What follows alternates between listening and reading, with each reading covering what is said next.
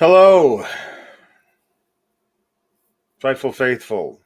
Welcome to another episode of this Tuesday show where HBK does stuff and then we talk about it. It's true. This is the NXT post show for Tuesday, January 2nd, the first NXT of the new year. Get in your super chats, get in your humper chats. Humble request, please don't request any jukeboxes that involve me / Tiffany Stratton, because I am not feeling great today.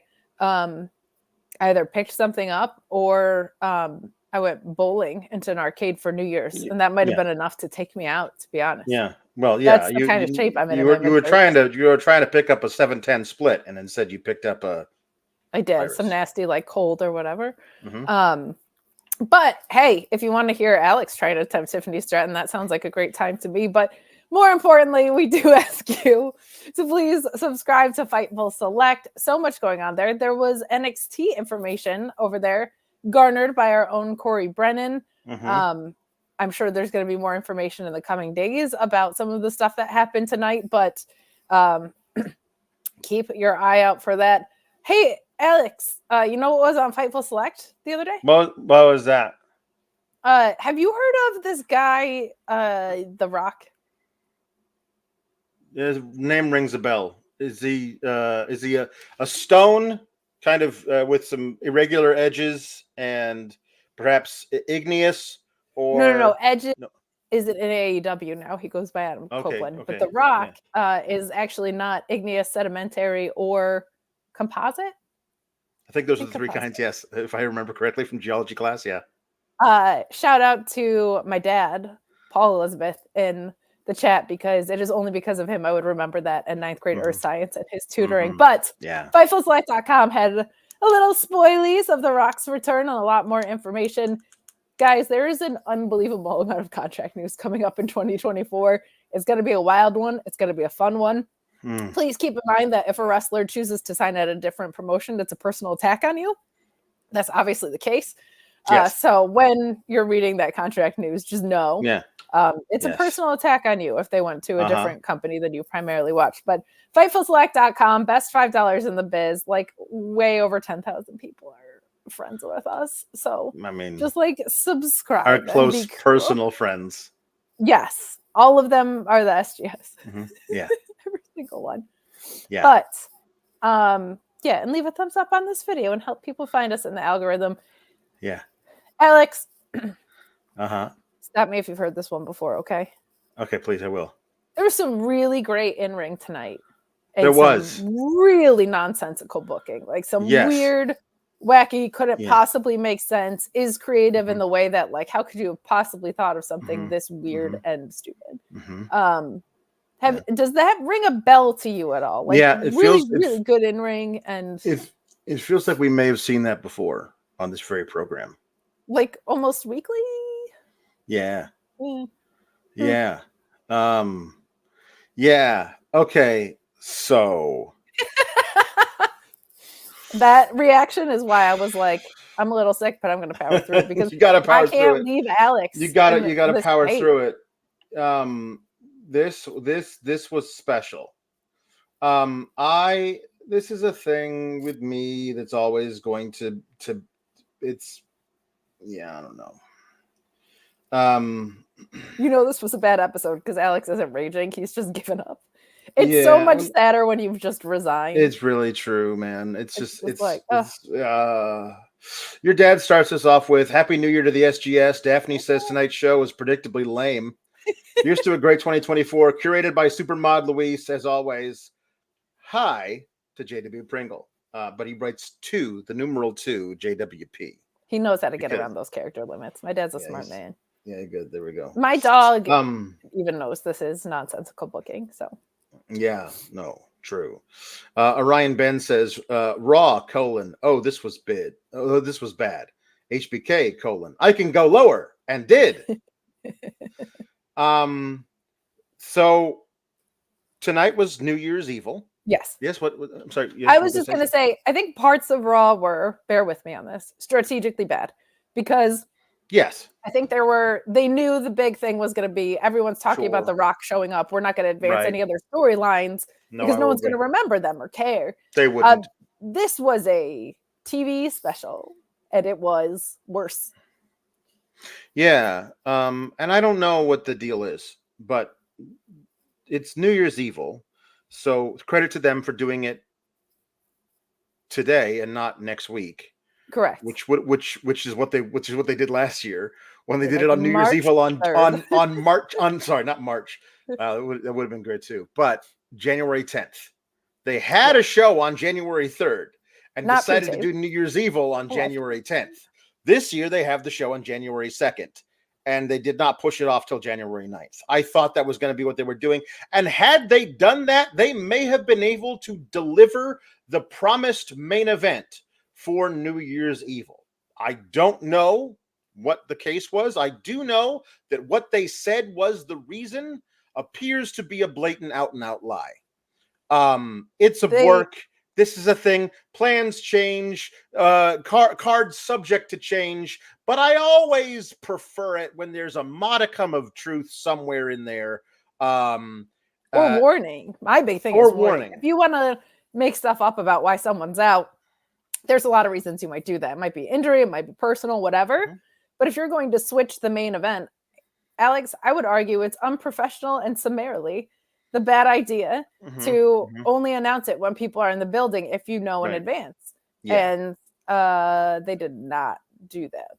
Promoted Trick versus Ilja Dragunov all day today, all over the weekend, obviously, but all day today too, right up until like the show. During the show. during the show. And so when it was announced that Ilja Dragunov was not cleared he did not pass his neck inspection or whatever they called it, that he would not be inspection. He wants to compete tonight in the main event. Let it be known. However, the doctors are saying he did not pass his neck inspection. They will not clear him medically tonight. When that happened, I was like, God, geez, why'd you gotta overbook everything?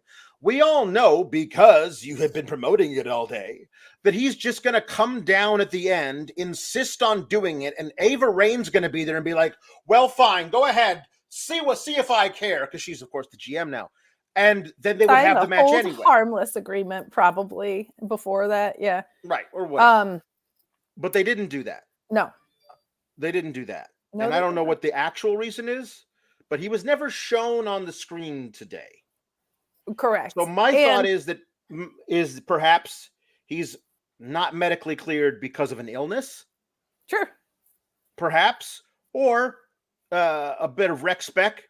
Perhaps went home for the holidays because they had like a 2-week break and just couldn't make it back into the country, a la Dragon Lee. But at least Dragon Lee is like, hey guys, had some visa issues, not be able to make it back. Sorry, got a cool person instead. To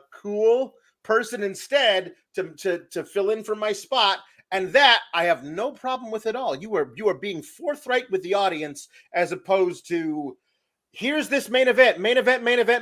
Just kidding, not this main event anymore. And I never like that. I don't either, and this is also why you should probably never book an angle where, especially with a heel, where someone is in charge of their medical fate, but you also involve a medical team.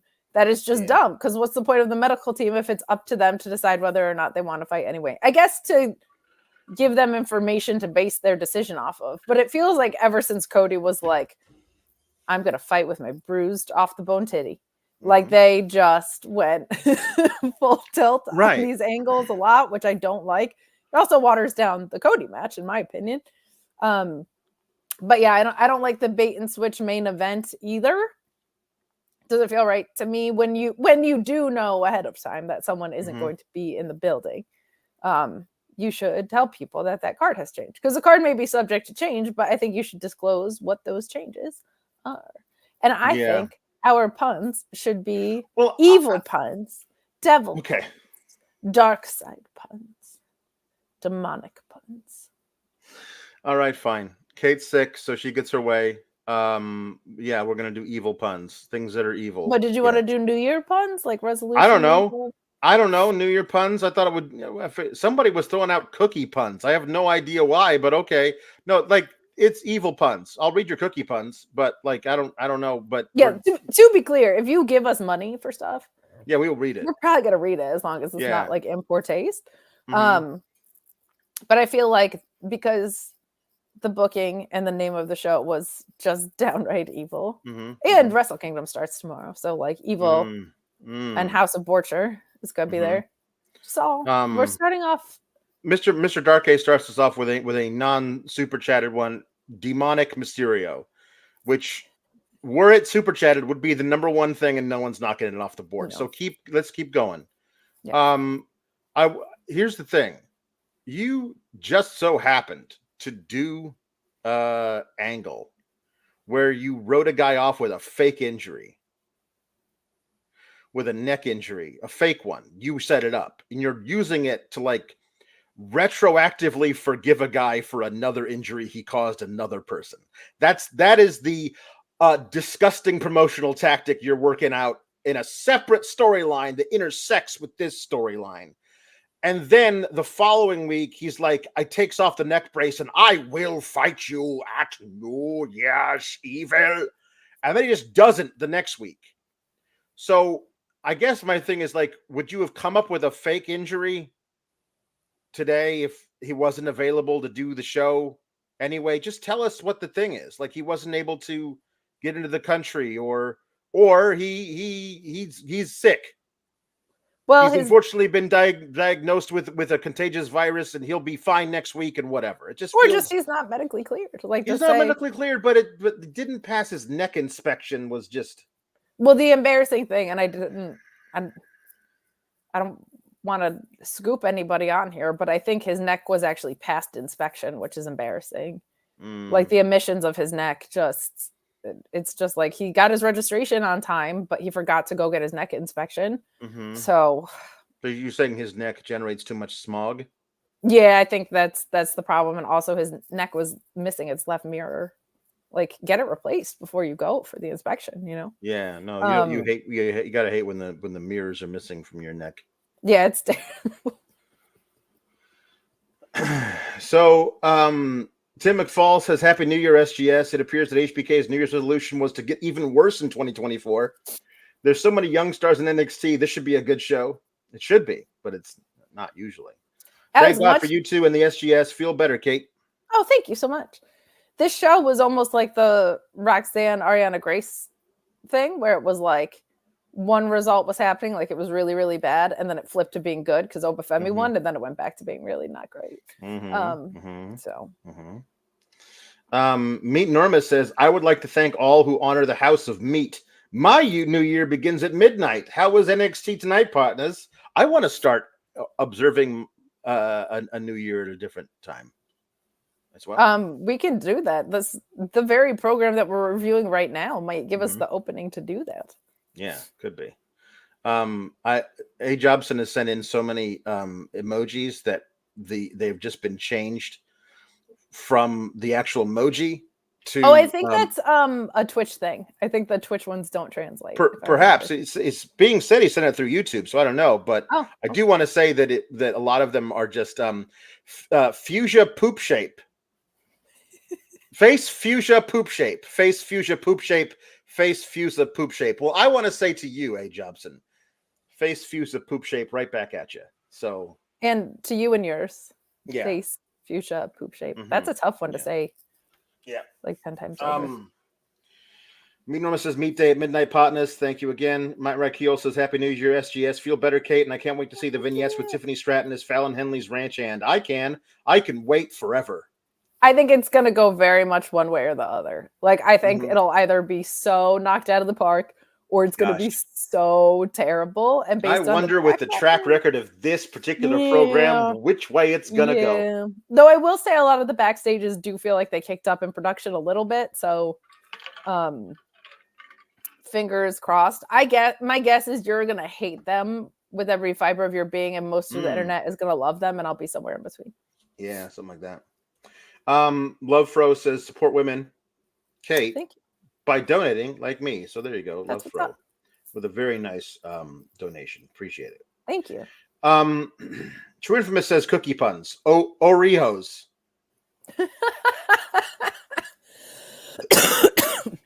Sexual chocolate chip cookie. It's not that they're not funny. I'm trying not to laugh. I know you're trying not to laugh. I think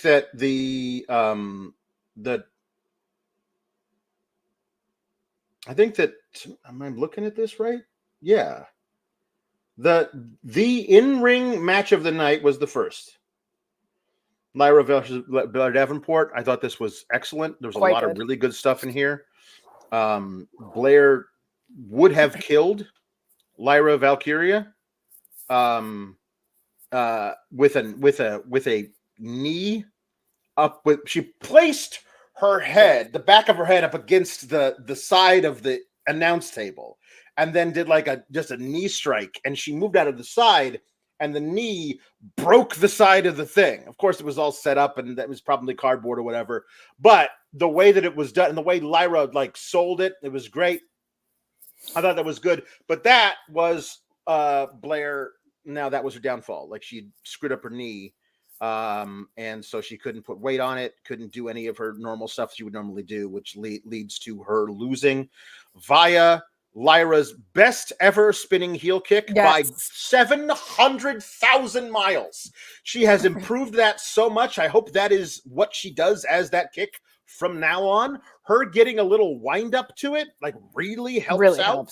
So I hope that that's kind of what she does now. But it was really great. She hit that, and then she hit her little driver thing that she does. There's a moment driver version of whatever that is, and it got the pin on Blair.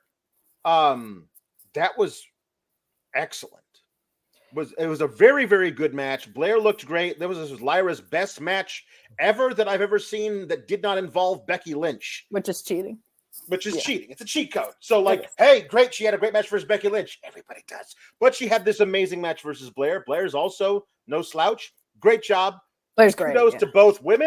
This was a really fun thing. And now, I guess I'll leave it to you to talk about. We'll talk about the post match.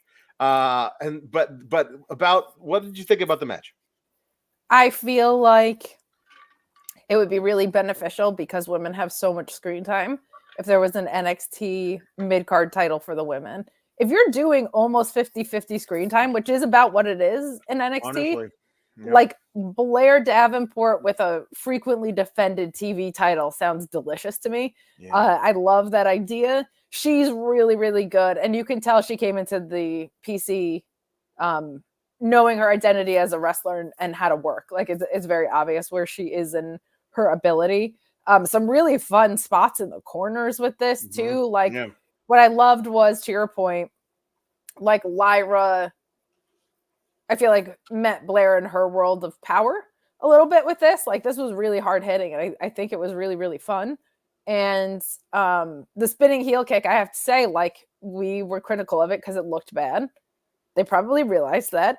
She stopped doing it, and this time it looked great. So hopefully that was just her. I love when I can see. One of the few rewarding parts of reviewing NXT is when you see people go from loaves of white bread to superstars that are going to be tag teams on the main roster for a long time to come. That just doesn't happen without a bunch of hard work. We're going to talk about it with Tiffany Stratton later, but she went to go do her prettiest moonsault ever, and her foot slipped off the rope, and she still landed it. And I was like, that's an incredible amount of being present in the moment as a wrestler. And not panicking because that's scary. That stuff's scary. So a lot of things paying off. Match was great. It was mostly downhill from here until Femi was chucking dudes. Yeah. And that was mostly just thank God they made the right decision.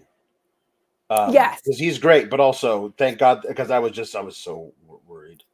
Yeah, well, the women's lineage has been so weird. It's hard not to get nervous about that because it feels like an obvious choice, but they rarely do the obvious logical thing, which shows up all over the rest of this pay-per-view. All right. Speaking of them never doing the logical thing,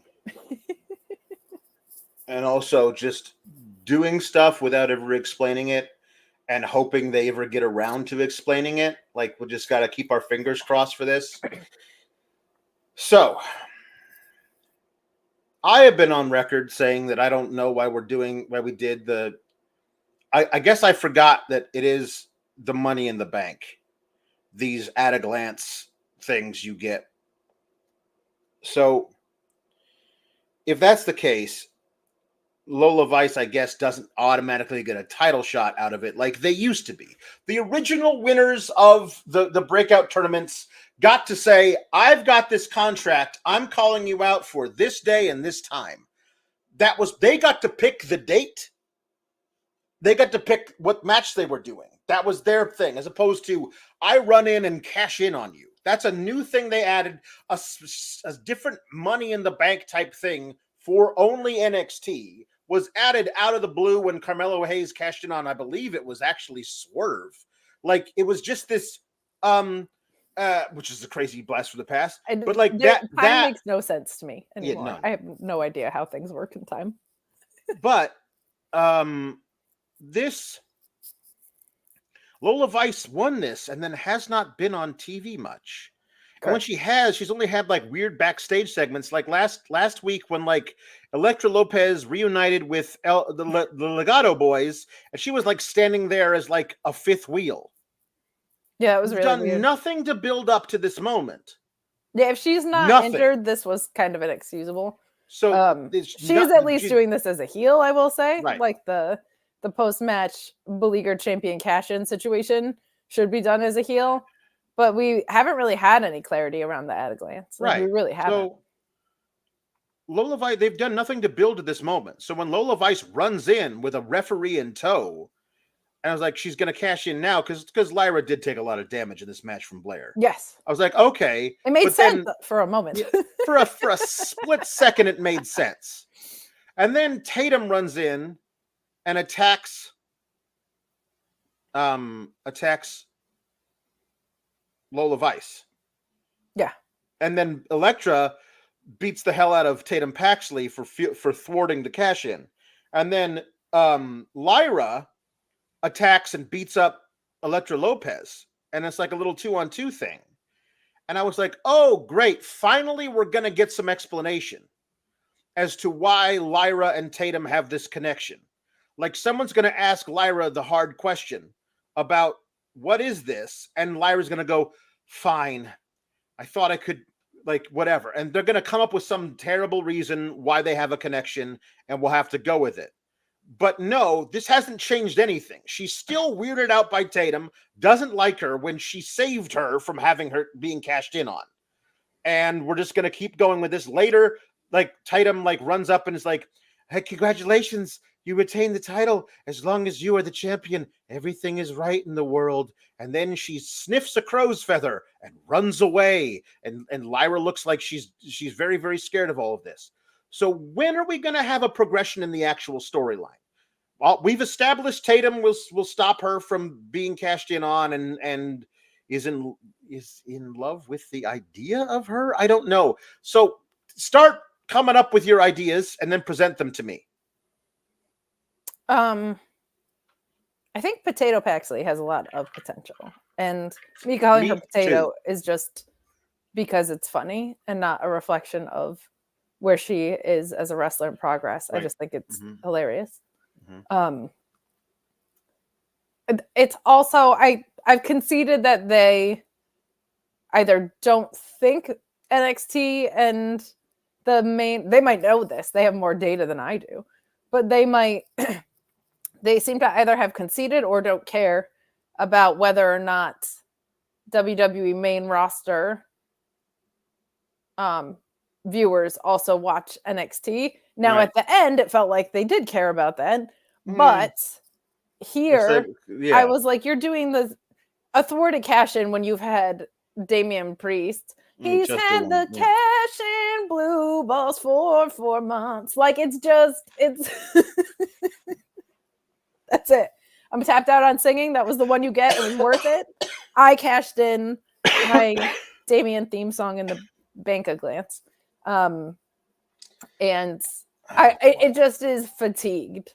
Yeah. It gets very old with the thwarting of the cash-in.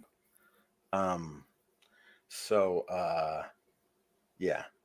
I guess that's what we got out of this. I just want Lola and Lyra to have a match.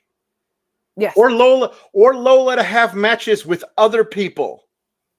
So because like if it is a Money in the Bank thing and she's a heel and she's going to cash in, she's going to come in and attack Lyra after Lyra has a match with, I don't know, Nikita Lyons or something. I don't know what they're going to do next.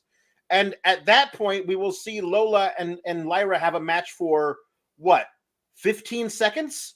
And either Lyra somehow lucks into a roll-up pin and thwarts Lola and Lola is demolished, or Lola Vice is your new champion. And I would like to have knowledge of who Lola Vice is if she becomes the champion, because I've watched her have, I don't know, let's say 6 matches in 2 months.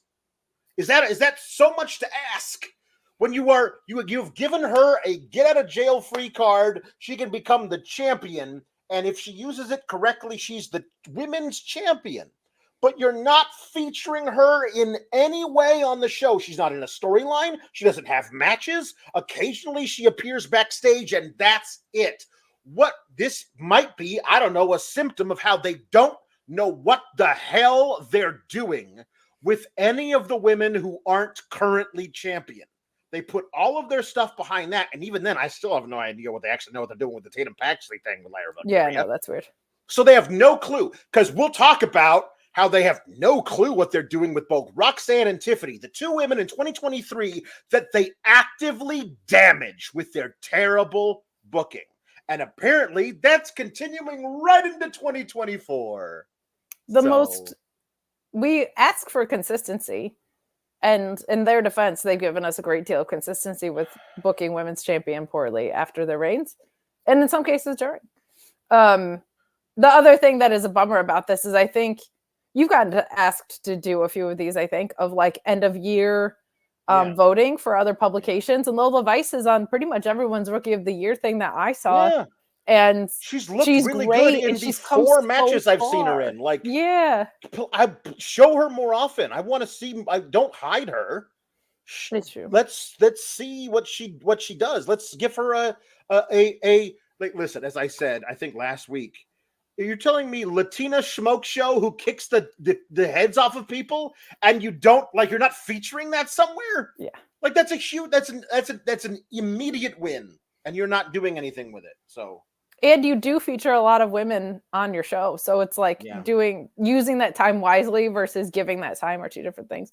The chat noticed, and it's very funny that when you're at a certain angle and the red that's light behind you, the light is red behind you, it looks like you're so angry, like a cartoon smoke is coming out your ears. That's nice. And I very much appreciate it. It's like, you got to block out the light and then right there, yeah.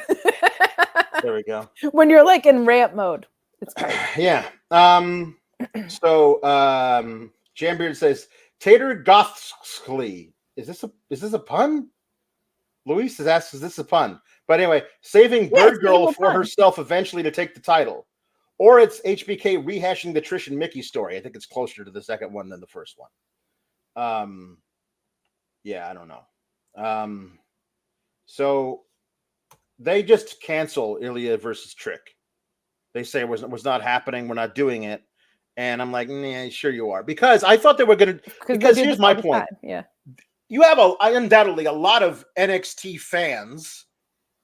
You don't have a lot of them to begin with, but a percentage of the ones that you do have are probably tuning in to this show for this match and this match only. Trick is hugely over. Ilja is an amazing wrestler and the champion. They're tuning in for that match. And when you announce during the show that match ain't happening, they're just going to leave and go away.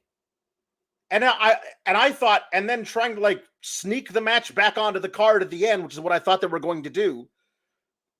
Those people have already left. They're not coming back. And here's the deal is like you announced that we're not going to have this match, but you should stick around because instead, remember that guy with the Australian accent that you hated? He's back and he's going to fight Trick instead in the main event. Do you want to see that instead? And the answer from everybody is no. We'd rather see the original thing. Thank you.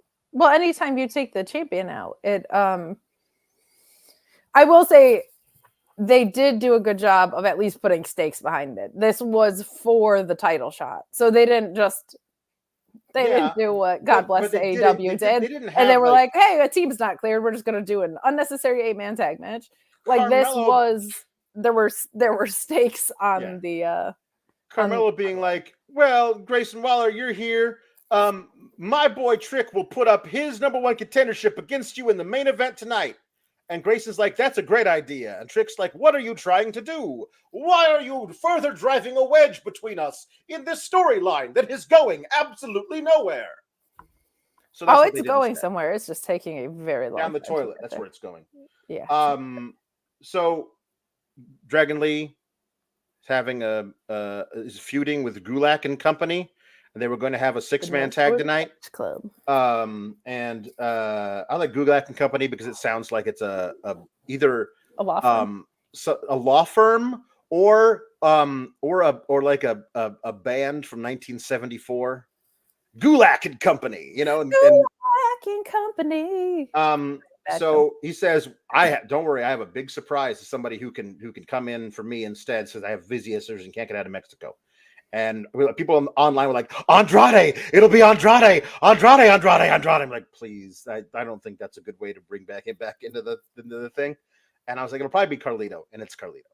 It's Carlito who. It is, and I will say the live crowd popped tremendously. The live crowd loves nostalgia. Of course, I don't. Carlito, who the last we saw him had his arm literally kneed off of his body. Correct. That was how it was shown to us. I don't know, 5 weeks ago. Santos did a jumping knee to the back of his arm, and his arm fell off of his body.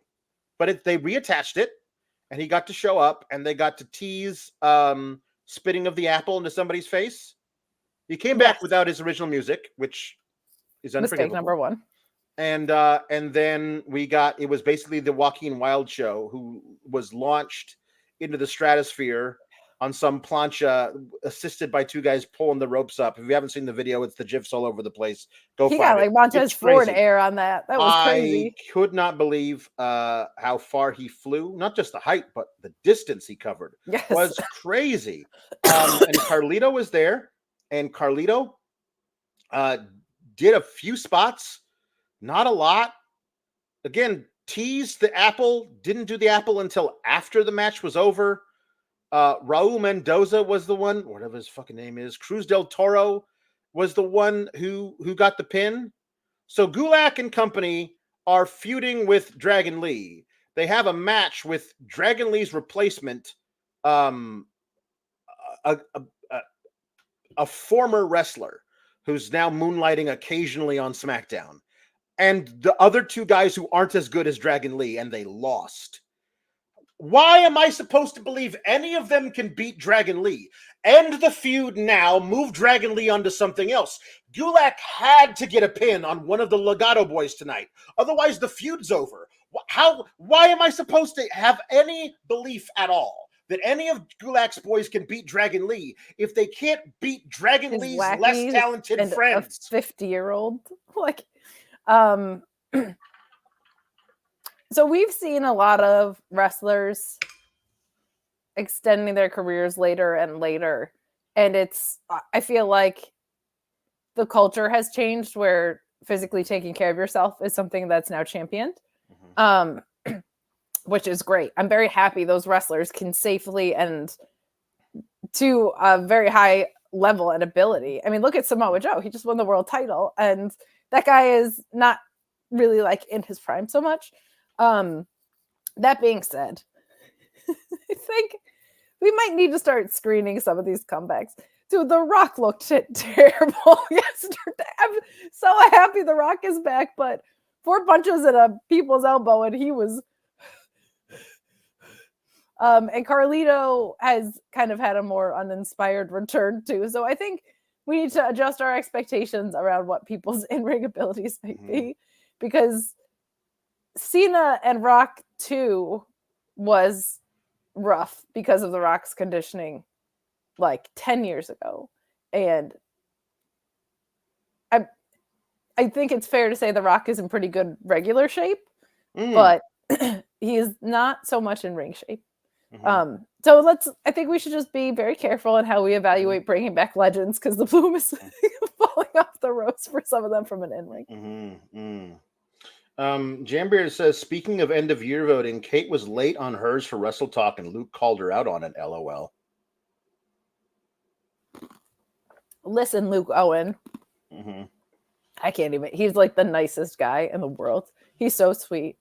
We've bonded over just being positive in the wrestling space in ZSJ. Like I can't even like. I was gonna do like a listen up, Luke Owen.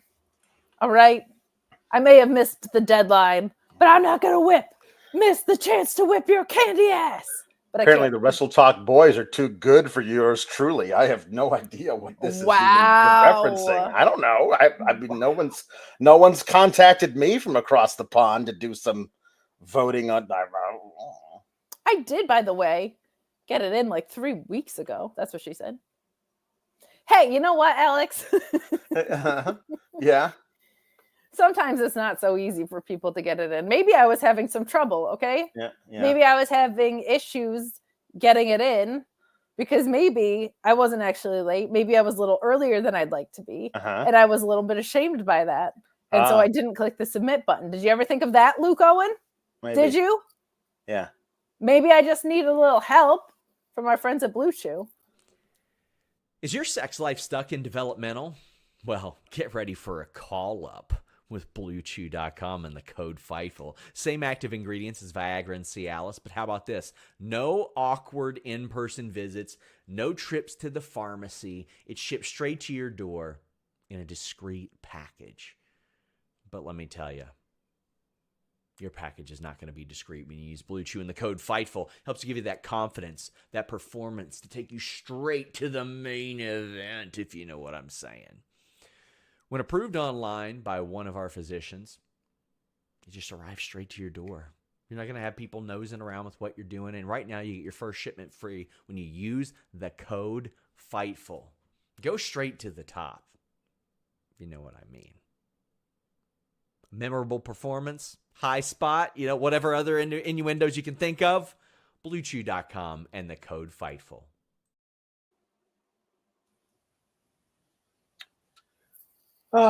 Thanks for the segue, Luke Owen. BL Dog with 2 G's says, currently listening to the Sour Graps from last night, and I had to stop and come say the promo Alex cut as Dusty Rhodes is the funniest thing I've heard all year. We're only 2 days in, but I appreciate the compliment. I gotta say, yesterday's episode might have been a top 5 or top 10 episode. Honestly, that we've ever done together. Might be. Between the tribe bull chief and the big dog and the you kids in your good stuff. Jambeard asks, be honest, if I had been contacted, would I have done it or taken it seriously? I did it for Wrestle purists, so yes, I would. Yeah. Listen, I'm a goofball who uses hyperbolic anger to get my point across, but I take my wrestling analysis very seriously. What did you say? Constructive hypercriticism? Yeah, exactly. I love that for us. Jambeard says this is not an evil pun, but Triple H is evil for forcing us to watch the slog fest that will be Rock versus Roman, because that's going to be a 50-minute snore. If you want our thoughts on the Rock versus Roman, go to subscribe to Fightful Select, only $5 a month, and you'll get us talking about that. So that should be fun. In their defense, 30 of those 50 minutes is going to be just Roman's entrance. Just posturing. Yeah. Mm-hmm. So, my God. Luis says that the end goal is Dragon Lee versus Charlie Dempsey after Charlie Dempsey wins the AJPW Triple Crown, which is scary. They're not gonna have him win that thing, are they, Kate? You know more about Japanese wrestling than I do. They're not gonna have him win that thing, are they? They might. That guy won one match in the Heritage Cup tournament against Akira Tozawa, who won no matches in the Heritage Cup tournament. They're not going to have him go to Japan and win that whole thing, are they? Now, I don't know that brand as well as I know New Japan, but I saw a lot of people online being like, what the hell is happening? Because they might trade some exposure for some booking on the on the booking front. All right. So this will kick off the half hour of hell, as Luis calls it. Roxanne Perez. That sounds like our EP. Mm-hmm. The half hour of hell is a 5-track EP for me and Alex. Mm-hmm. This Arianna Grace versus Roxanne Perez. Roxanne Perez won. She won. Did she, Alex? She won. She won the match. So if I go on cagematch.net and look up this match, it'll say Roxanne Perez won. I would assume so, because I hope Cage Match is smart enough to recognize what actually happened. What actually happened is Roxanne Perez hit the pop rocks on Arianna Grace and pinned her 1, 2, 3. And after the match, Arianna Grace berated her until Roxanne Perez flipped out and beat the dog piss out of her, put her in a crossface, and then kept attacking her while multiple referees told her not to. And so a referee said, "That's it. I'm refereeing you lost this match."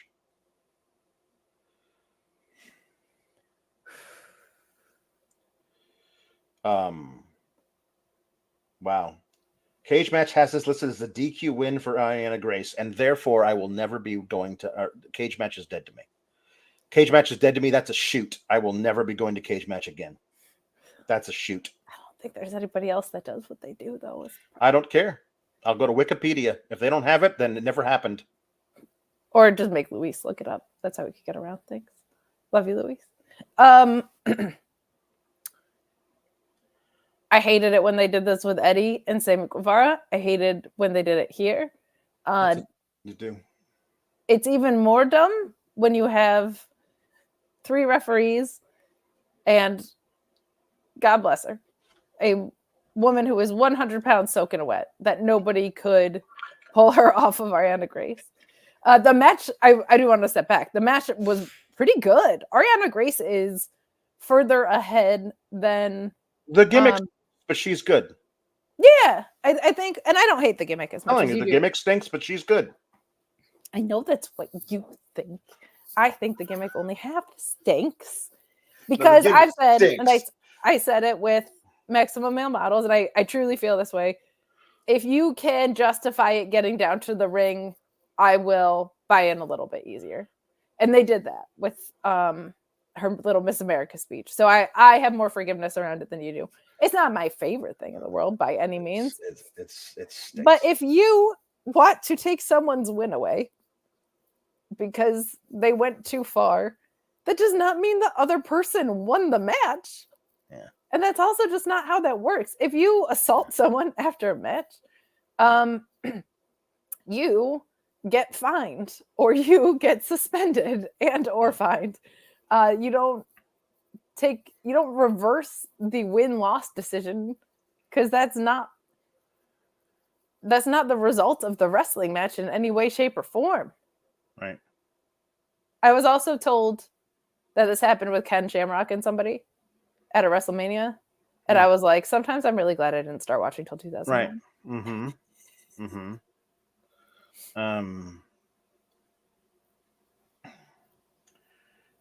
This is what this is the play-by-play. Arianna Grace shouted at Roxanne that she had issues after the match, which led to Roxanne attacking Arianna Grace. Roxanne locked in the crossface on Arianna before referees came in to separate them. The referee inexplicably changed the decision of the match due to the attack, giving Arianna the match. And that is the actual inexplicably is an objective statement in that particular. It is inexplicable. It's because it's not a situation where you and I sit around and say, this is a really weak explanation for something. There is literally no reason to reverse the decision of the match. Yeah. And also, like, what are we doing with Roxanne? Is this her turning heel? Is this her being a face that's digging even deeper? What the hell is this? And also, why are you so mad when you run? When you won, roll ahead of the ring and go into the back. She's mad because Arianna Grace is telling her she needs help, which I guess is a thing of like, I have anxiety, so therefore I have mental health problems, and that being told to me triggers my rage. So they've turned her into, I mean, this is categorized, I think, internally, almost certainly as a heel turn. So what you've done with Roxanne Perez is you put the title on her when Mandy Rose had to be fired. You had her have that amazing match with Mako. Afterwards, she collapsed. You stripped her of the title because anxiety. She has never gotten back anywhere close to that. She got a title match, and then she lost it. And Indy was the champion for 2.5 minutes, and she vacated when she got called up to the main roster. And Tiffany is your new champion. And then you had Tiffany be the champion. She had a horrible reign, terribly booked. And then she loses it to Becky. So you have Roxanne booked into oblivion by all of these terrible, weird-ass angles, including this one, and God knows where this is going to go. And Tiffany is now losing mid-card feuds, literally, and she'll be literally shoveling shit on camera. Well, I hope to God, be the last thing she does under the thumb of the horrible booking kid. Will be shoveling shit on camera, and we will see a main roster call-up at the Royal Rumble, where, God willing, she'll look fantastic and be put at the top of whatever card, Raw or SmackDown, she goes to, because that is where she belongs. She belongs somewhere where the horrible booking kid cannot get to her. Both her and Roxanne Perez belong far, far away from that man. And so you will forgive me if I am not optimistic about the rest. Hey, as Jay Miller says, it's good to see 20 different women getting screen time. And it is. But there's such a thing as quality time. And I would argue that is very few and far between. It's a love language, Alex. Kids promotion. Quality time is a love language. It's also just not like a great mental health message to be like, if you get triggered by anxiety, you are now a bad person. That's not great. Mm-hmm. Yeah, Tim like, oh, somebody said you need help and that triggered you. That makes you a bad person, is what they told us. That's not awesome. Tim McFall says Roxanne's one of the easiest people to cheer for. Why are they turning her heel? Not to mention what they're doing to Tiffany. Such hot garbage. I don't mind Tiffany losing this feud to Fallon if she's moving up. She needs to move up, though. You know what I mean? But I do think it was, and I said at the time, I maintain it now. You were only allowed to do what you did with Tiffany and Becky. Tiffany losing the first match to Becky if Tiffany's the one to get the title back from Becky, because otherwise you neutered her entirely in NXT. And guess what? They did. It's been proven out by the booking since then. And that's a problem. Yeah, and they didn't put enough equity in those title reigns to make them feel like parallel to the belt top stars that can lift. No offense to Fallon Henley or Arianna Grace, but while I think they have the ring maturity and the ability to lift them up the card, I do think that the wins and losses of the title reigns don't justify the payoff. Right. Because it was like 3 matches with Thea Hale, like that one weird submission match that was not good. She had a 5.5 minute defense against Kiana. That's right. That was her last one. Her first 2 were against Thea Hale, in which she visually tapped out in both. And then the match with Becky, And then the match with Becky, that's it. Ava announces the Dusty Classic. She sure does. She's first asked. It's been a crazy time. Day 1 was crazy, and today's crazy. I mean, things like we're really feeling bad for Ilja, but the doctors are adamant that for his own health, we have to keep him out of the main event. And then like, hey, so you've been doing a lot back here, doing a lot of interesting things and announcing, making matches and everything. What's going on with you? Well, a wise man told me there might be an opening for somebody to help out Shawn Michaels with a few things. So I'm We talk to him, and sometimes we use my ideas. Sometimes they're not all great, but one that is great is that we're starting the Dusty Cup next week. So again, so Paul Heyman told you that Paul Heyman recommended you for the job based solely on the fact that you're in quote unquote the bloodline. You have no training for it, no aptitude for it whatsoever. And Shawn Michaels said, not even clarity around it. Like they just started doing this. We never saw her really get assigned it. Nice attempt on the retcon. I did see a comment that said the woman's booking is like shallow, misogynistic. And there are times where I agree with that, but I did just want to clarify the men's booking is also really bad. I don't think I mean, everybody on today's show was wearing a bra as a shirt. Like there is definitely a lot of that. And I don't feel like everybody's character leans toward wearing a bra as a shirt. Maybe they all went to Vegas where everybody's wearing a bra as a shirt. I don't know. But it is because I have those thoughts too. And there are segments that definitely like, for lack of a better verb, like neuter women's representation. But I gotta say, like some of the men's booking is just right on par with how absolutely atrocious it is. Yep. So Nikita comes around the corner behind Blair wearing a fuchsia pleather bathrobe for some reason. Again, I don't know fashion. And so like, I could have taken you out. And Blair's like, yeah, but you didn't because you don't have the stones or something. And so they're whatever. They argue about taking people out from behind or whatever. And so now we're going to have Blair versus Nikita next week, probably, or the week after that. I don't know how they're going to do it. So that's it. We're going to do that. I would be very interested in a Blair, Davenport, Gigi Dolan, JC Jane trio. Yeah, me too. But unfortunately, JC Jane is the new head of Chase U, and Gigi Dolan is working underdog babyface. So I do not feel like that is ever happening. No. And if, again, I believe we talked about this last week, if not the week before. The Toxic Attraction girls being at the top of the show, like literally the top of the card was Mandy Rose and her friends just barely feel like they're on the show, but they were at the top of the whole friggin' card. Longest reigning tag team champions, right? Multiple time tag team champions. Mandy had the longest reign in NXT 2.0 history, actually, at that point, I believe. It's not great. Yeah.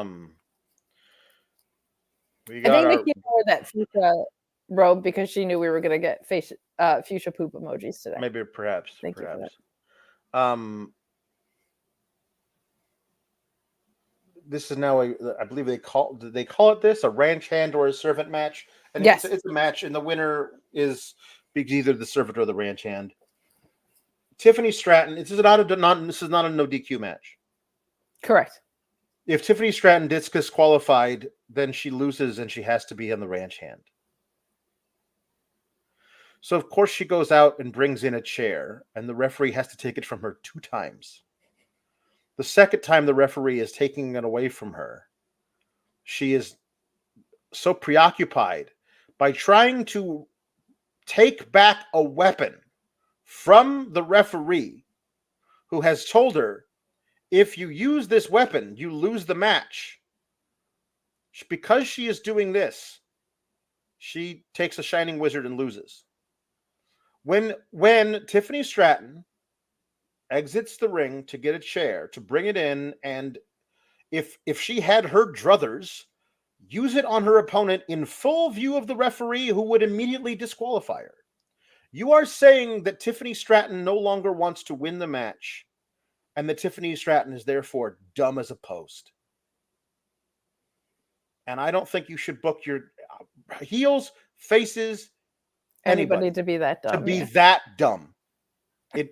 it takes away all of my empathy for them in any way, or empathy for the people they're facing. It makes them uncareforable.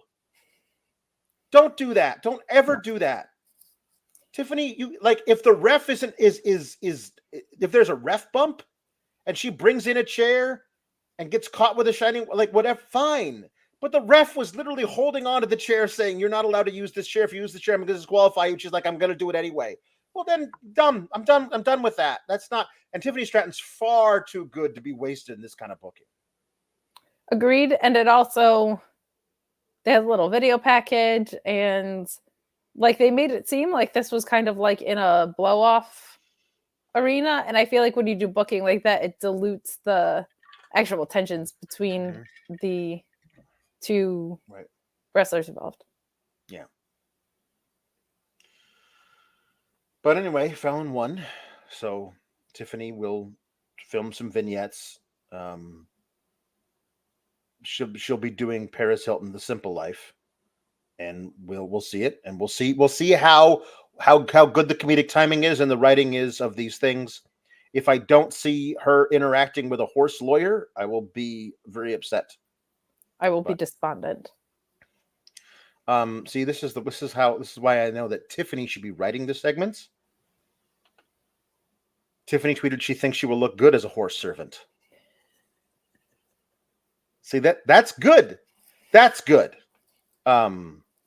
So she is, in my opinion, there's a lot of competition for this. So the Creeds certainly fall into this category, but certainly on the women's side, at least, Tiffany Stratton is the best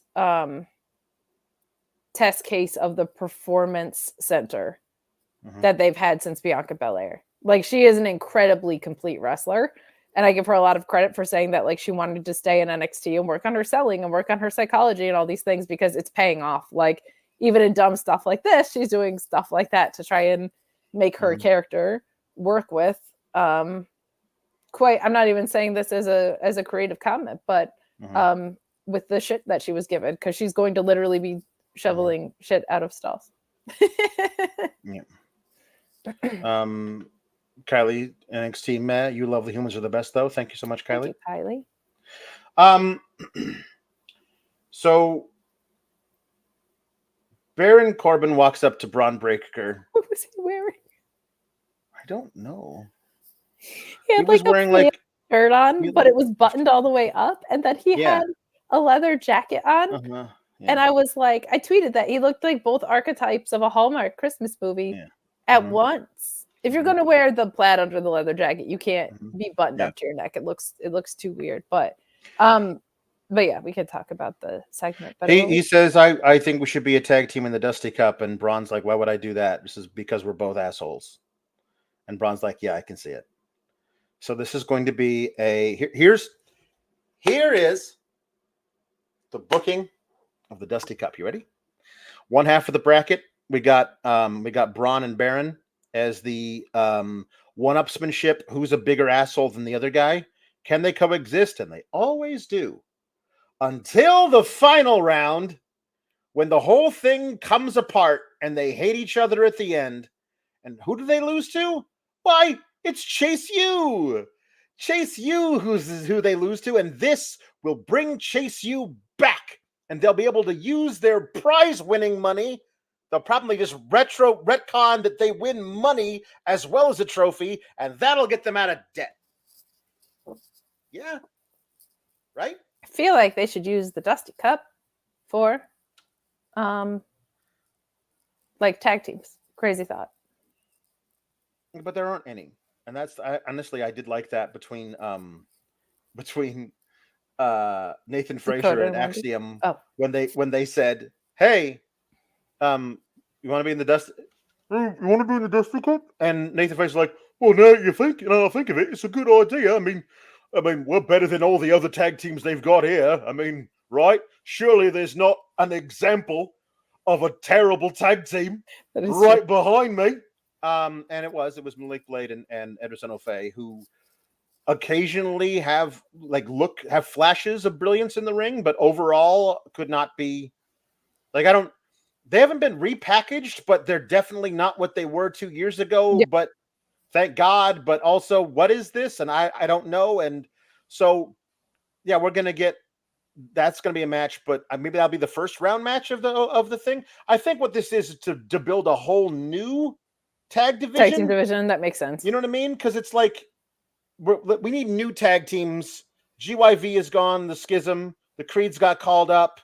Like we need new Brooks and Jensen, Double West in the Beach got. The Beach was in the background of this. It looked like he was writing lyrics to a song or something, and then crumpled it up and threw away and forlornly walked out.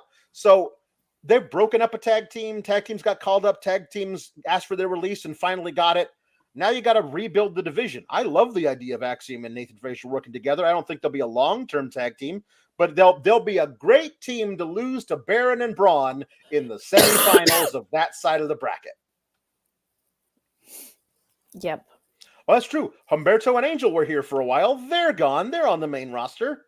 They sell Gallus, yeah. Gallus is still around, and Out the Mud, who have a vignette that all I will do will be trust. I will trust the people of color in our Discord who say this was trash. Yeah. Because I don't feel like I can accurately judge it, but they do say this was trash. And I'm going to go ahead and trust them on this. Nor can I. Like and we share a similar trait that probably is why we shouldn't be evaluating that. I wonder if the chat knows what it is. Yeah, I don't know anybody who has thought this was really good. Like, I don't know anybody who's been like, yes, awesome. I forgot about Hank and Tank. Hank and Tank are a team. Maybe they'll be in it. I don't know. Hank and somebody. Hank and somebody. Hank and somebody. Hank and Co. Hank Co. Cora Jade argues with Gigi Dolan because Gigi is sitting in her locker. The lockers double as benches in the back. Thanks, John Cena. I appreciate it. We won't ever. Sorry, go ahead. So they're anyway, they argue about who disrespects lockers more, and Gigi and Cora Jade are going to have a match next week. No, that's true. Corbin and Rhino were a Dusty Cup team. They actually got really close to the finals. Right. It would be cool to see the people that we saw in the breakout tournament repair. Like, hey, I didn't make it that far in that tournament, but maybe Keanu Carver and Beyond Heights. Yeah, like, that could be a really fun. Honestly, I'd be surprised if it's more than 8 teams. So it's going to be whoever it's going to be. I would like it to be a mixture of teams we know and trust and teams that are brand new. Like Gallus getting to the semifinals and losing to the Chase, you guys. Yeah. Feels like something you could do to prove their bona fides by beating a former tag team champion. So Jambeard says they're going to put Joe Gacy with Joe Coffey and they're going to call him JoJo. I said managed by JoJo. Someone named Chip, so it could be Chip and JoJo, like from what's the house show? Yeah. They have their own network now. The Magnolia Farms people, Chip and JoJo. Come on, you've got a wife. She must have been like, we need a Is that what they call her? I thought it was Joanne. No? She is, but it's Chip and JoJo. They call her JoJo? I don't know. Yeah. I mean, Your wife wasn't like, I saw this and now I need white subway tile everywhere. I know the show. I stopped watching it when I found out what church they donate to. So, this Ridge interview, I don't know what this feels like a weird way, because they did this whole thing with all this. We're talking about his history with injuries, and then they talked about all of his history of him being injured and just yada over Big E. And I understand the impetus to like not bring it up, but isn't that the reason you're doing this retcon of who he is? Not because he broke his legs years ago, not because he broke his nose in 2 years ago in his first real match on the main roster on the pre-show of day 1 2 years ago. Not because of anything else. You're doing this so that we will feel bad for him and no longer blame him for the injury to Big E, which to this point has cost Big E his career, a career that was still young enough that he could have been a major player, if not in this company, then somewhere else. And to just complete, not even skim over it, just jump over it and just take that chapter out of the book. It felt like a very, very odd thing to do. It also, I'm usually for blending kayfabe in real life, but when you do that for the intents and purposes of, I want to be more tame in the ring, that's not like a great. I want to feel like people want to beat the hell out of each other. I don't want to be watching a match and be like, oh God, and wondering. So whilst I normally like when kayfabe and real life get blended, this feels like it's counterproductive to the nature of pro wrestling, is that I want to see two guys beat the ever-loving crap out of someone. And Rich Holland is like, well, I'm going to go 7 out of 10 moving forward. Doesn't excite me. Mm-hmm. Yeah. Yeah. Shout out to everybody who told me well, of course they got Big E's permission, because it doesn't feel that way tonight at all, because they did not mention him. So when I tweeted about this last week, people were like, they would never do this without Big E's permission. And I'm like, it sure is persona non grata in the whole angle. So I feel bad for Rich Holland, because I think he wanted a platform to kind of authentically tell his story. But when you do that, you have to... Sometimes it feels like they're like, I've got A, B, and C down, and they completely forget about D, E, and F. Like Lacey Evans was like, never for me, but she was like, I'm going to bare my soul with all this trauma for 5 weeks in a row. And then they were like, you might actually be a heel on this show instead. Like it's the forethought of that that's important. And I mean, you guys know I'm an Eddie Kingston mark. I want to see somebody give a promo that makes me want to see somebody beat the ever-living crap out of each other, and then I want to see that person beat the ever-living crap out of that person. So it just felt like it was counterproductive to the point of why you do pro wrestling. Alex, you know what? Yeah. I bet we weren't the only ones that didn't love this. Perhaps we weren't. Yeah, I bet we weren't the only ones that had an issue with NXT. There's a lot of people that are tuning in right now that our numbers are higher. And I would say the odds are that this episode of NXT had a lot of weird booking with some great in-ring, like I said at the beginning of the show. But if you want to get more specific than that, you could check out Bet Online for all your betting odds. BetOnline.ag is the official betting partner of Fightful. 100% of the time when you get the odds from Fightful, they are coming from BetOnline.ag. And it's not just wrestling, it's not just MMA and boxing. It's football, it's basketball, baseball, hockey. They have the earliest lines. You can bet big with the high limits and rebet functionality. They have the fastest payouts with winnings paid in minutes and the industry's best bonuses on every qualifying deposit. They've been trusted for 25 plus years. It's not some fly-by-night company. BetOnline AG has been there. They've done that. In addition, they're trusted by millions. They've got VIP rewards programs and a ton of popular games. BetOnline.ag, that's where I go to make my bets. That's where I suggest you go to, my friends. Please just bet what you can and bet responsibly. In addition to betting, bet on this. At midnight, meat will be toasted, says Meat Normus. That's great. So Luis also says that them still going with this after Kota Ibushi's incident today is a yikes. Because if you don't know, Kota Ibushi is really not looking good after having to wrestle a whole match with broken ankles or something. Two broken ankles. Yeah, it's rough. Yeah. Before we dive back into the show, I did also want to say in addition to asking you all to subscribe to Fightful Select. The end of year awards are open. If you are a subscriber, you are welcome to vote for those. I did not, surprising to everybody, I was not the one who nominated Zack Sabre Jr. for every category, so take that. But I might vote for him in every category. But there's a lot of thick competition over there too. There's some really fun categories, including like best wrestling photo. So if you loved the Samoa Joe middle fingers photo, you could go and vote for that. There's a lot of, it's all positive. There's no like overrated performer nonsense, but in ring, most well-rounded, best promo, best, we're not nominated for any of them, but like best wrestler produced content, like Weekend at Effie's and stuff like that. So check them out, because I think there's some really unique categories that I think not everybody else is doing, and it's a lot of fun to vote. So give them. And Ian Riccaboni, he of the Riccabone Zone.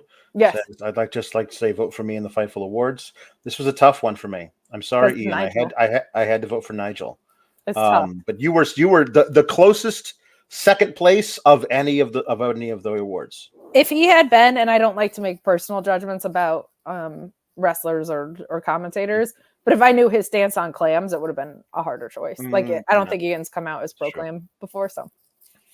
That was because you were late. No, I was a part of the nomination process, Jam Beard. So jam on the votes. Luke Owen. Obafemi won the Breakout tournament. Oh, thank God, there was something. I was so scared, man. I was so scared that Riley Osborne, like, taking notes, journaling about all the people that he was going to face when he became champion. He wrote an essay about it. He wrote an essay about it in his classroom. And then you've now given Thea Hale, her whole thing is that she's incredibly awkward around him.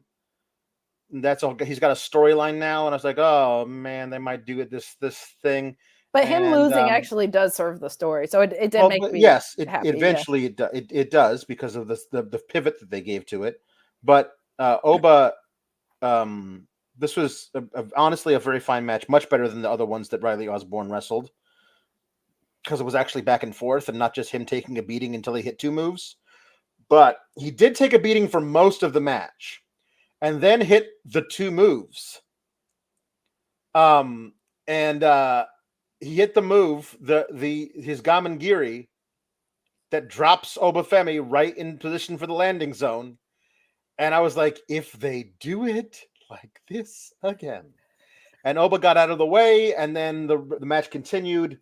Some good stuff until Oba eventually just put him up in a backdrop position and then shot putted him. Literally shot putted a man across the ring from a backdrop position. It was amazing. And his power bomb is vicious, and he's great. I loved his pre-match vignette too. That guy he's got a very thick accent, but he can absolutely talk. Like he's a good talker for a guy his size and a guy in his style.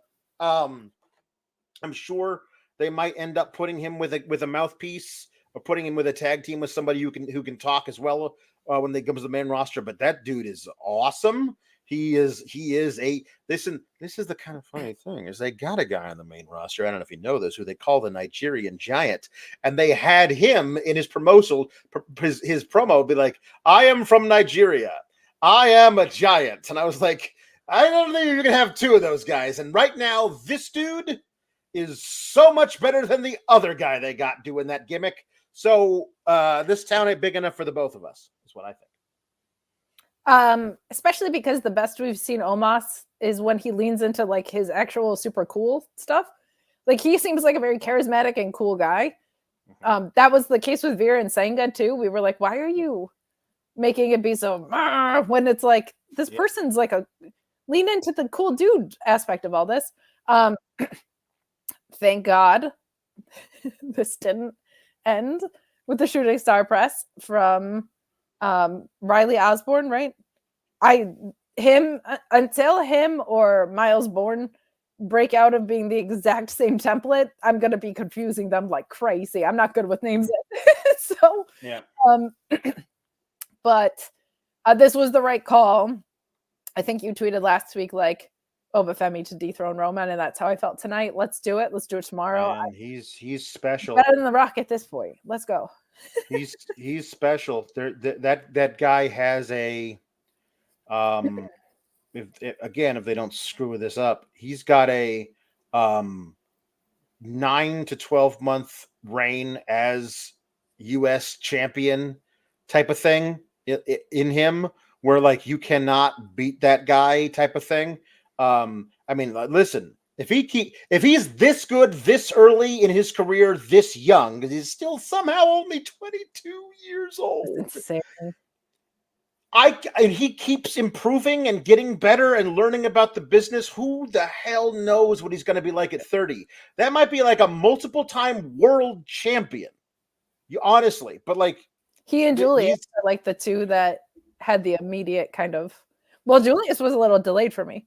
You caught onto it immediately, but truly, he has whatever that intangible thing is that is unrepeatable about him, and that's just something that's very special when you see that at 22 years old in a wrestler. He's super, super fun. I'm very glad that they made this call, and I'm excited to see where it goes. And I think that's a good use of the breakout tournament. Like, we got to see this guy be awesome. And I also tweeted, 2023 was the year I fell in love with technical wrestling. 2024 is the year that I fall in love with Femi chucking dudes. And I stand by that because he doesn't throw them. He chokes them. He shot puts them. He shot puts humans. Like, he covers yards in the ring. Like, it's not up and down. It is, you are tossed, brother. Really, really, really, really cool. Jambeard says Myles Borne and Riley Osborne should team up. And of course, their tag team name should be Riley Myles Borne. Or Milesy Rylesborne. Milesy Ryborn. Riley Osborne. I'm in on that because the Ozzy is right there with the Osborne part. Yeah. I think if you put them together, though, they would just be called like White Guy Template number 3. Like, there's nothing that has popped out about them yet. It's extremely early in our exposure to them. Femi is, of course, nominated for Rookie of the Year on the Fightful Awards because he rules. Also, before this tournament, I don't believe he had a match in 2023. Was it just the vignette? Like, he had one match at Spring Break-In. That's right. And we were all like, then went away for. We then went away for. So he had. I think he had in 2023. I believe he had 3 matches, and still, Rookie of the Year. Yeah, I've seen enough. Yeah. So, Kiana James and her friend had an interview. Yes. Basically, like congratulating themselves on turning Roxanne to the dark side or something. I don't know. Whatever. The makeup crew is very into like 2015 Kardashians right now, by the way. Everybody has like the same look. Yeah. So Chase Hughes backstage. Thea wants to send Riley a text, but figures that might be too forward.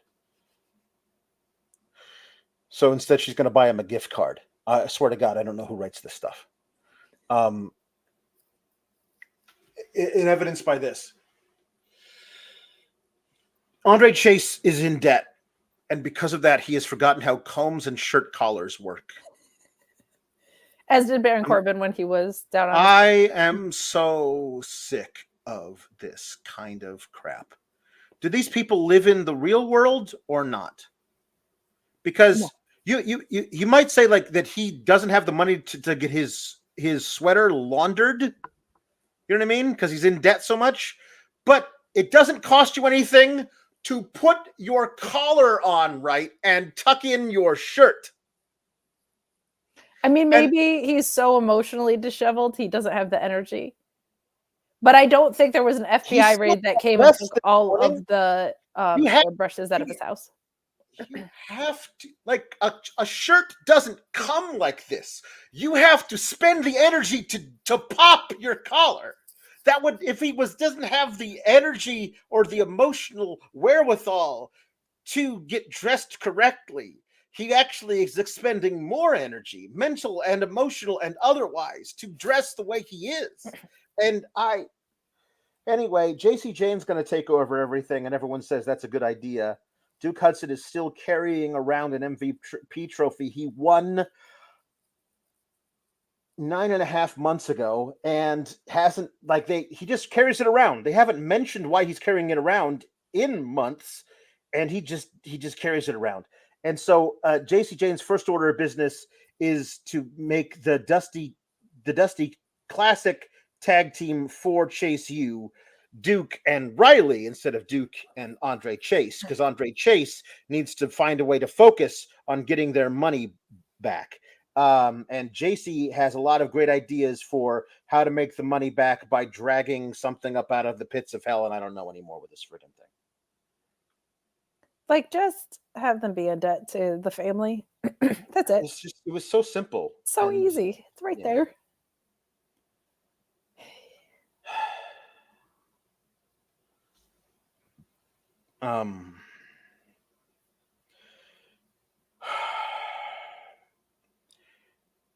R.I.P. Big Ange.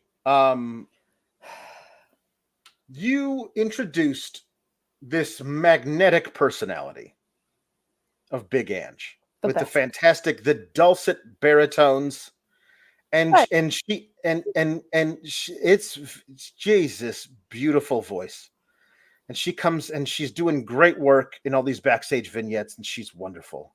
And we've only known her as Big Ange this whole time.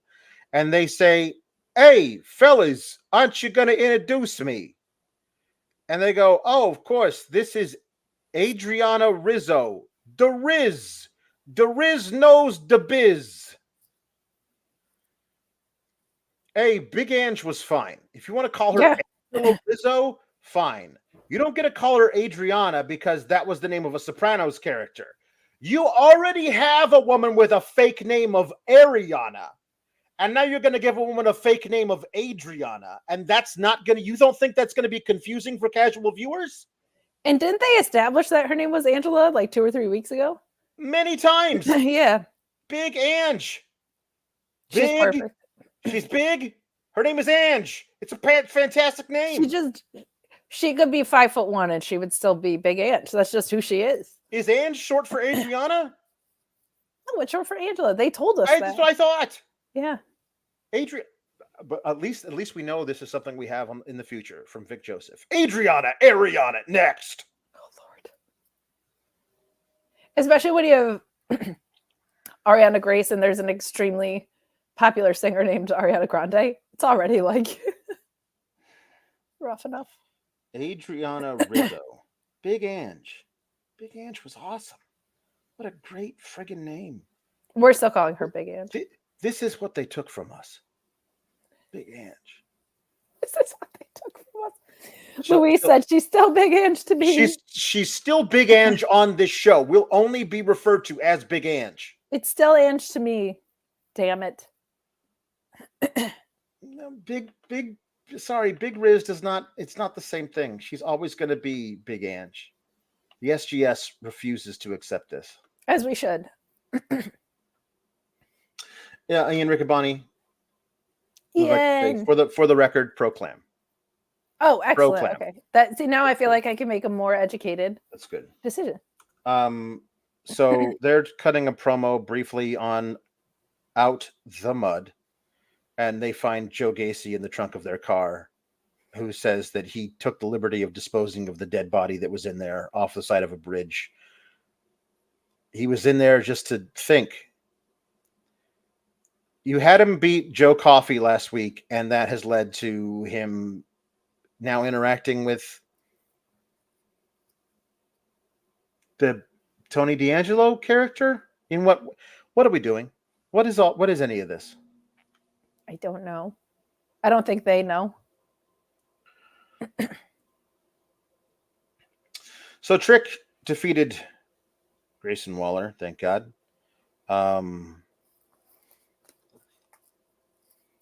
Shawn Michaels said that there was going to be a former NXT champion who has expressed interest about coming and watching this particular thing. And immediately, because I know that Kevin Owens lives in Orlando now, I was like, that's who it's going to be. It's going to be KO, yeah. Because he's already doing a thing with Grayson Waller. Grayson Waller's the guy who broke his hand. Here we go. And of course, that's what happens.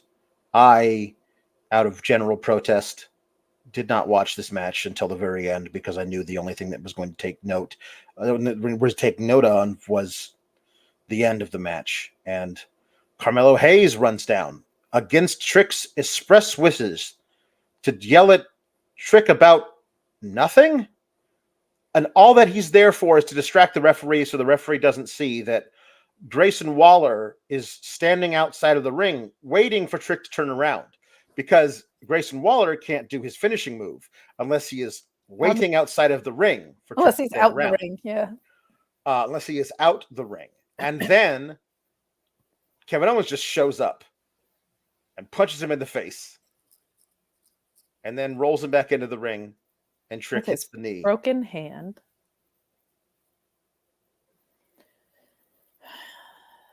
So, some good things. There's continuity between the main roster and this, which is good. And there's development of the story, considering this was like a last minute thing to do. They progressed the story with Trick and Carmelo, because Trick very specifically didn't want Carmelo's help. So I just think that if you have to re-engineer, this isn't the worst way to do it. Grayson Waller's really good other than his dumb finisher. But this was not Ilja Dragunov, and they should have told me that in advance. Yeah. Alpha Bill says that the SGS ended the year with a bang, and we'll be going into the new year with a bang. We will bang and bang and bang again. Bang. Never stop banging. Banger after banger after banger. Much love. That, of course, is from the Tony Storm promo. I assume you've seen that, yes? Oh, right. Duh. Sorry. Okay. Ricardo the Snowman said, I will super chat anyone with a good pun. What a gem. Thank you. Here we go with the puns. Let's do this. Lieutenant Colonel Photo, 66619. These are evil puns. Jambeard says, Hex Pulowski and hate Elizabeth. Insert clever Tegan Knox pun says Tegan Knox Ferratu and John Mox Fistopheles. That was very clever. Dave Berman says one man Genghis Khan. One man Genghis. Okay. Patrick. It's a very good. It's a homonym. Chase you. As in, I'm what a serial killer does. I'm going to chase you. That's very good. Orion Ben says, Abaddon all hope, those who enter the SGS. That's very good. Mm-hmm. But the opposite of the message that we want to send, to be honest. Yes, it's true. Wrestling is for everyone. Fightful is for everyone. Chi-Town Spurs says, Necromance Warmer. That's really good. James Zimmerman says, Brian Danielson of Dracula. Danielson of Dracula. Oh, okay. Orion Ben says, Totem Paxley. Greg Cherry says, Hellfire and Robert Stone. Feel better, Kate. They haven't been around in a while. My goodness.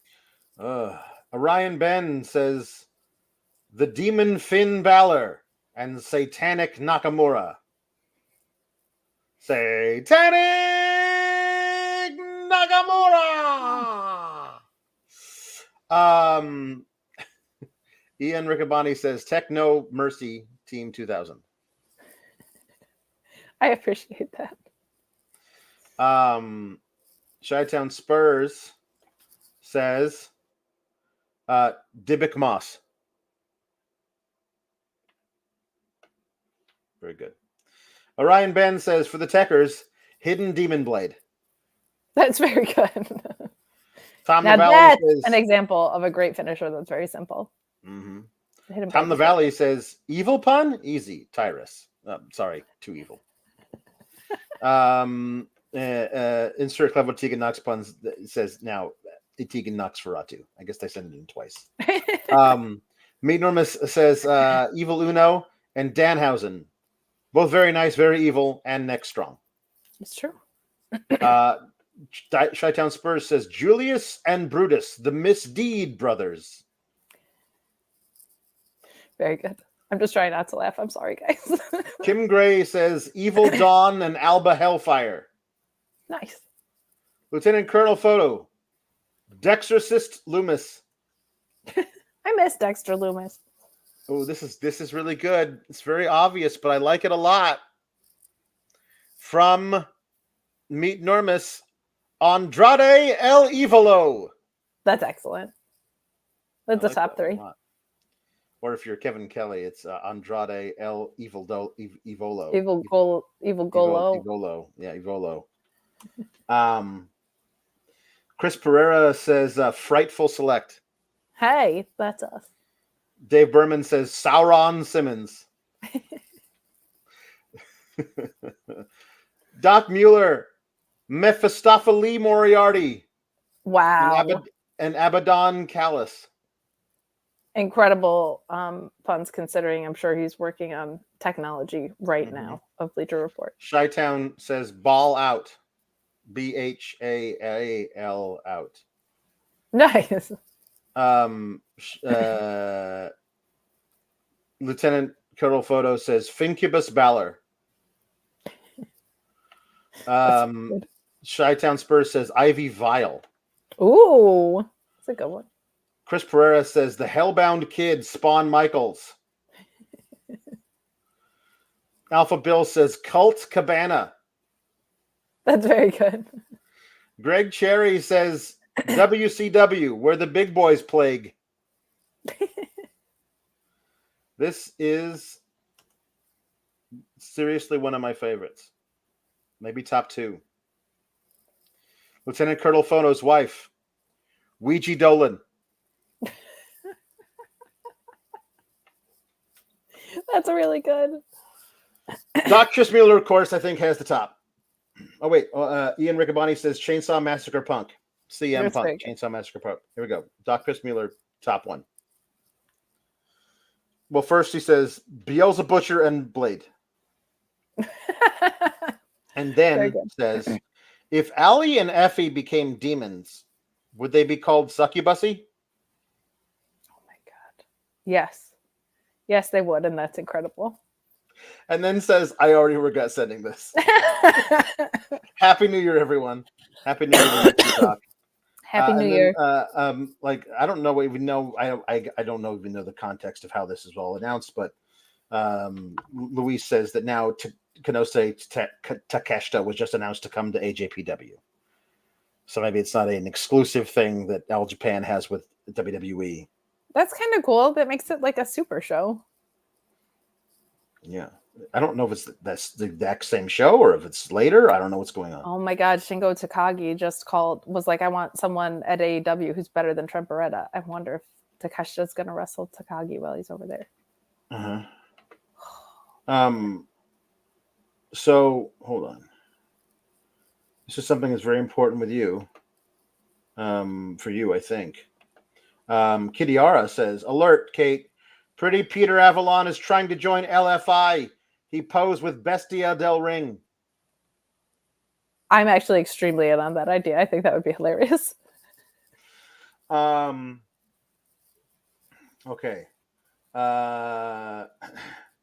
On that note, says Luis, would that make Effie, Allie, and Dark Sheik suck you thrusty? I think so, yeah. That's how that works. They're good. Okay. A few jukeboxes here. We're ending early because Kate's sick. Yeah. So Meet Normus wants two people to wish him happy birthday, but we'll do it and we'll do this second. First, we're going to do this. Jam Beard says, since it's Evil Night, Regal to sing Little Sunshine by Ghost. Call Me Little Sunshine by Ghost. Here we go. Call out in the middle of the night, night. For when else would I hear you? Fall out in the cold starlight, light. I can save you if you do, man of the mask. You will never walk alone. You can always reach me. You will never, ever walk alone, my sweet baby boy, Charlie. Call me little sunshine. Call me Mephistopheles. When you feel all alone, just call me little sunshine. Little sunshine. So light up in the middle of the day, sunshine, day. For how else could you see me, sunshine? Ease up to the little hunter from the prey, and transform indefinitely. You will never walk alone. You can always reach me. You can never ever walk alone. Call me little sunshine. Sunshine. Battle frolic. Let's go. Yeah, okay, we're good. Right, here we go. Oh, from Alpha Bill, Emmy Succubus. That's very good.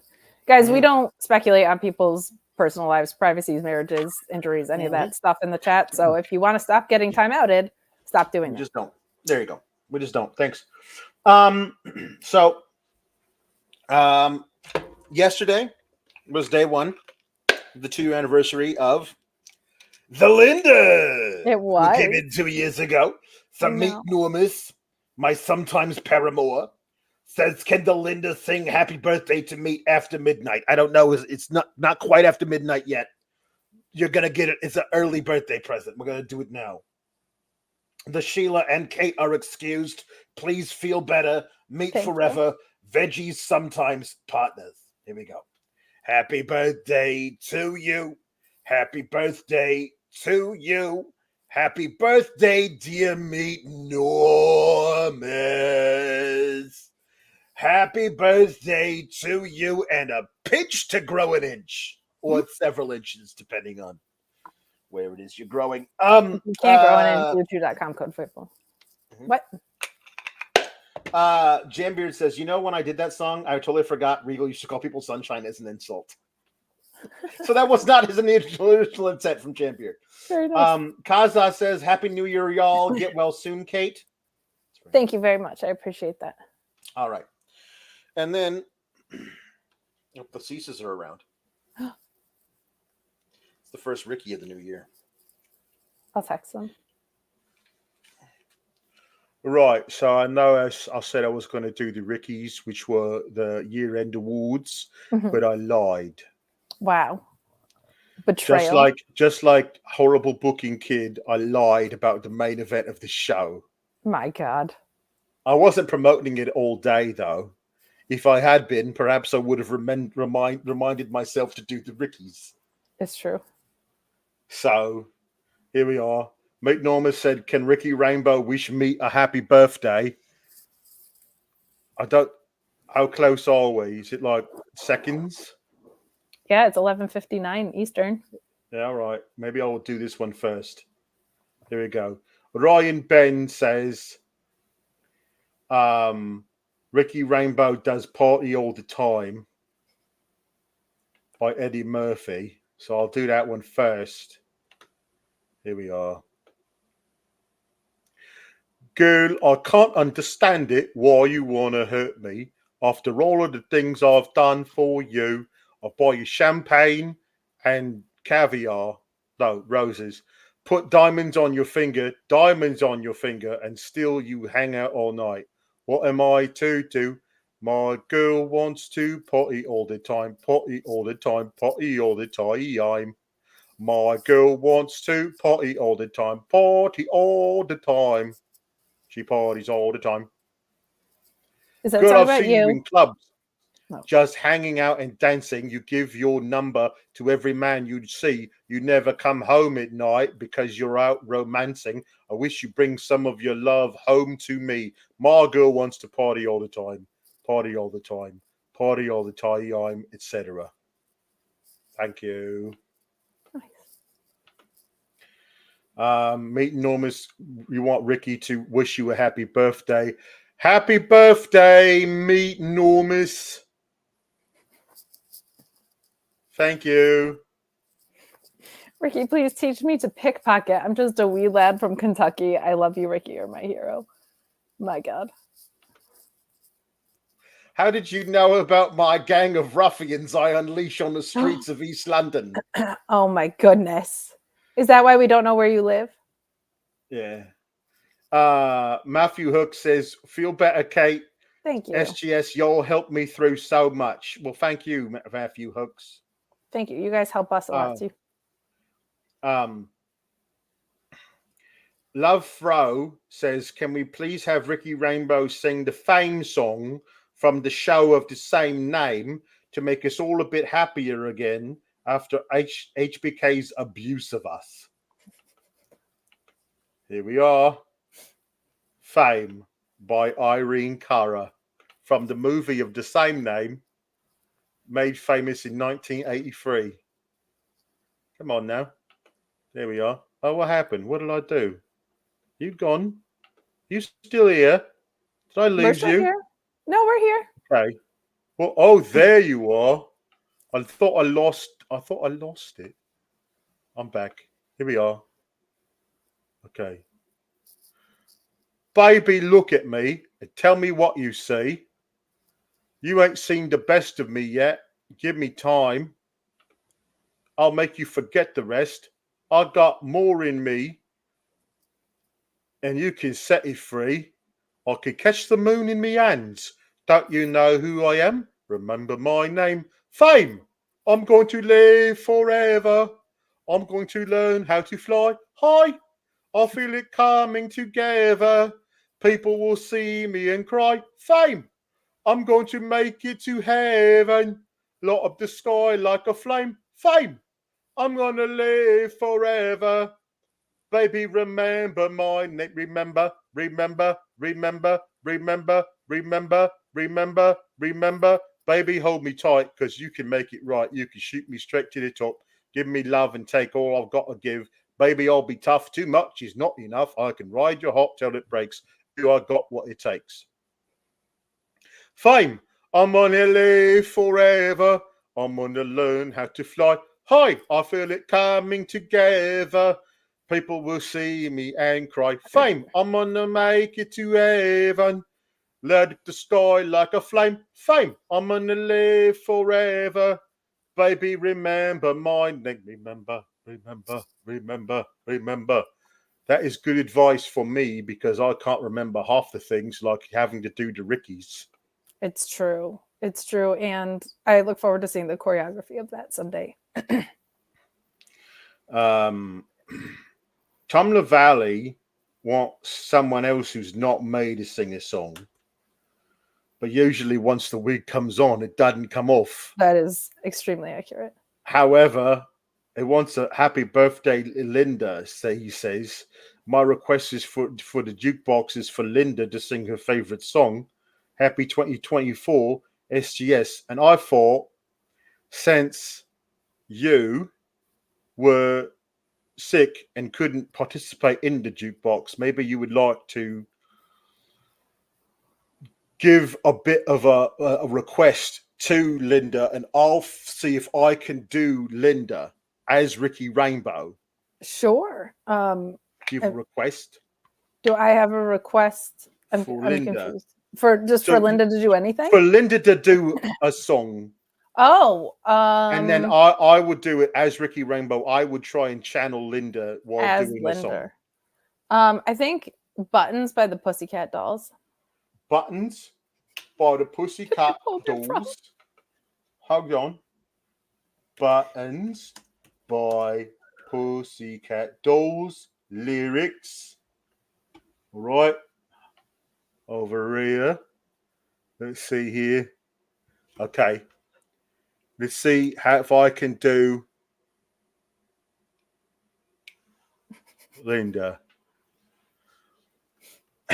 I think I'll get progressively better as I start. I bet you will. It won't be good at first, but by the time I get going, maybe it'll be all right. All right? Here we go.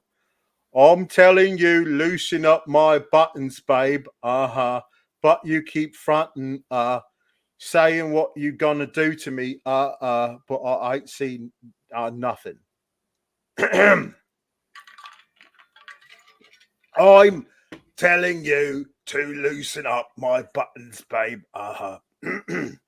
but you keep fronting, saying what you gonna do to me, but I ain't seen nothing. Typical and hardly the type I fall for. I'm liking the physical, don't leave me asking for more. I'm a sexy mama who knows just what I wanna. What I want to do is bring this on ya, back up all the things that I told you. You've been saying all the right things all night long, but I can't seem to get you over here to take this off, baby. Can't you see how these clothes are fitting on me? And the heat coming from this beat, I'm about to blow. I don't think you know. I've been telling you to loosen up my buttons, babe, but you keep fronting, saying what you're gonna do to me, but I ain't seen nothing. How was that? Was that all right? It was really good. You really settled into it. I don't know if it was okay or not. Anyway, that's it. It's the end of New Year's Evil. So, guess we'll just say goodbye. Keep cool, Gabagoos. Thank you. Doodles. Keep cool, Gabagoos.